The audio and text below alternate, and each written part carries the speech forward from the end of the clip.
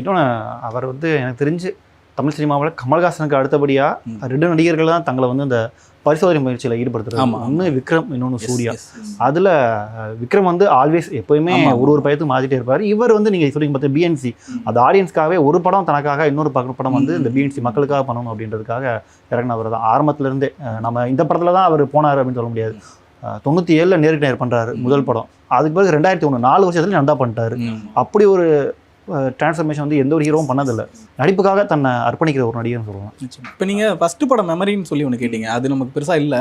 ஆனால் சூர்யா பற்றின மெமரி நமக்கு அப்படின்னு சொல்லி யோசிக்கும்போது இந்த ஸ்கூல் டைமில் 10th 11th 12th அந்த டைமில் தான் நிறைய படங்கள் பார்க்க ஆரம்பிப்போம், நிறைய பாட்டு கேட்க ஆரம்பிப்போம். அந்த டைமில் வந்து நம்ம விஜய் ஃபேனாக இருக்கலாம், அஜித் ஃபேனாக இருக்கலாம். கரெக்டாக அந்த டைமில் வந்து நம்ம ஆட்கள் வந்து நிறைய ஃப்ளாப்லாம் கொடுத்துட்டு இருந்தாங்க. குருவி, சுறான்னு சொல்லி போயிட்டு இருந்துச்சு. அஜித்துக்கு நிறைய மங்காத்தா வரைக்கும் அஜித்துக்கு நிறைய படம் ஃப்ளாப் தான். மங்காத்தா தான் ஹிட் ஆச்சு, அதுக்கு மட்டும் ஃப்ளாப். ஆமாம், அந்த டைமில் பீக்கில் இருந்தது சூர்யா தான். ஜில்லுன்னு ஒரு காலில் ஆரம்பிச்சு அதுக்கப்புறம் வாரணம் ஆயிரம், அயன், காக்கா எல்லாமே எல்லாமே வரிசையாக ஹிட் படங்கள், எல்லாமே பாட்டெல்லாம் சூப்பர் டூப்பர் ஹிட். அப்போ நம்ம ஃபுல்லாக டிவியில் சாங்ஸ் தான் பார்த்துட்டு இருப்போம், பாட்டு வாங்கி படிக்கிறதுன்னு சொல்லிட்டு ஒரு பயங்கரமான இமேஜில் இருந்தது சூர்யா தான். விஜயஜித் டாப்பில் இருக்கும்போது அவங்கள விட நல்லா பர்ஃபார்ம் பண்ணிக்கிட்டு நல்ல ஹிட் கொடுத்துக்கிட்டு இருந்த ஒரு ஹீரோவா அந்த டைமில் நம்மளோட 15 20 வயசுக்குள்ள இருக்க அந்த காலகட்டம் இருக்குல்ல, அப்போ வந்து கோல வச்சுட்டு இருந்தாருன்னு சொல்லலாம். அந்த வருத்தப்படாத வாலிப சங்கத்தில் 2 பேர் சண்டை போடுவாங்கல்ல, விஜயஜித் சண்டை போடுற மாதிரி அங்கே போய் ஆடுங்கப்பா அப்படின்ற மாதிரி சூர்யா ஹிட் கொடுத்துட்டு போயிட்டே இருந்த காலகட்டம்.